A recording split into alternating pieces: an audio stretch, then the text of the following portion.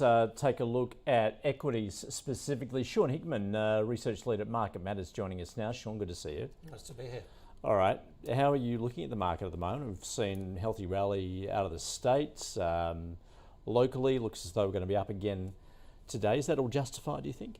We're bullish, as you know. The last 2 months I've been saying we think the market's going up into Christmas. Last week was the best rally in the US since June. It's not a big deal, but we've got to remember the S&P 500 is down 28% since January. We feel it's time for a decent rally back up to the August highs. Does that mean the market's out of the woods? No.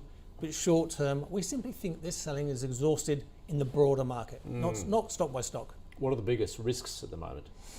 I don't think that there's always risks. So it's got to be new, fresh news. Interest rates is not fresh news.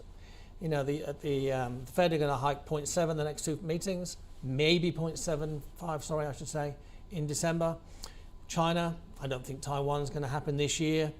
Putin, what news can be fresh from there? These are all bad news. It's all in the market. So I can't see fresh bad news on the horizon.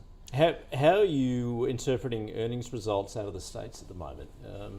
Is that feed into your bullishness at the moment? Mixed.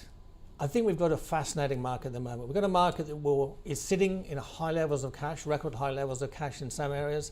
They're happy to be in cash. People are comfortable in cash. I don't see that as a major problem in some regards.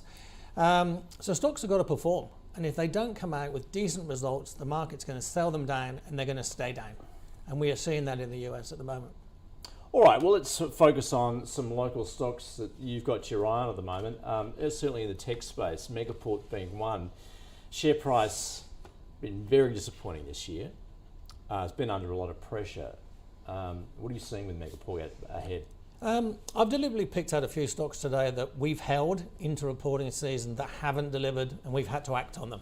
Because again, as I mentioned before, what's happening is when stocks don't perform, the market's been quite ruthless.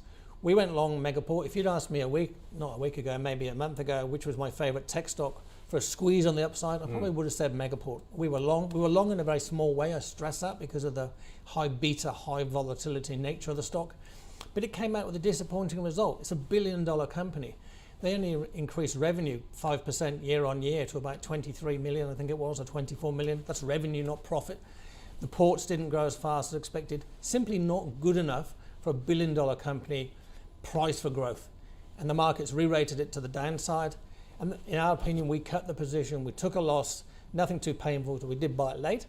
But this stock is now going to have to wait probably 6 months until it gets the market's confidence back. If it does, it's got to deliver. People want to see results or they're not going to buy them.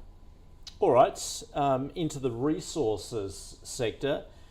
And copper producer Sandfire, once again, also under pressure. So obviously you have been holding it, looking at a couple of broker recommendations. They've recommended to sell on it. The copper price has been under pressure, of course, given waning global demand. So what are you seeing with Sandfire?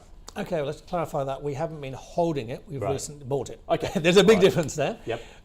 But we didn't like the result. It wasn't the best result, as we've seen. Quite a few of the miners are doing the same thing. They're struggling to get their production up. That's leading to higher prices on the output side of the equation. Obviously, we got inflationary pressures as well. So we weren't over the moon with the Sandfire result. We were actually planning to add to our position if it dipped down towards $3. It did. We decided prudence was the way to go. We'd hold our position, but we wouldn't increase it. We still like copper moving forward, especially after the pullback it's had. And, you know, Sandfire's a well-positioned company. Oz Minerals might be off the boards in the next 6 months. Who knows how BHP will go from here. So we think that Sandfire's a high-geared play. We're happy to hold it at the moment, but we weren't happy with the result.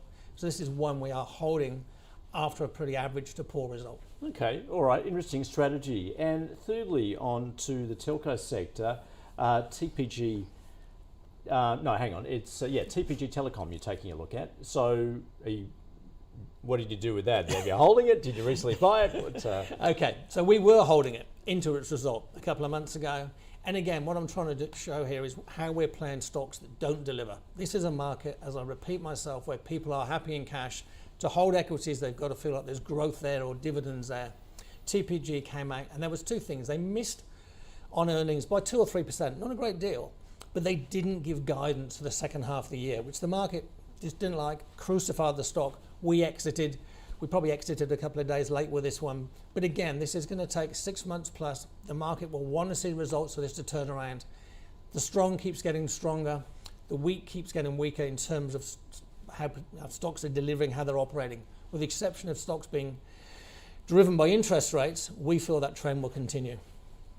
So just to clarify, what are you doing with TPG then? Oh, we got out. Sorry, we exited. Okay. So we exited MP1, we exited TPG after disappointing results. We've held Sandfire. And that's probably about right in terms of how we're seeing the market. If stocks don't deliver, we're going to exit unless there's a good reason why not. Yep. Well, you got to be brutal. You got to be realistic, haven't you, in this current market? It's not a nice market. It's a bear market. Let's not kid ourselves. It's fallen a long way.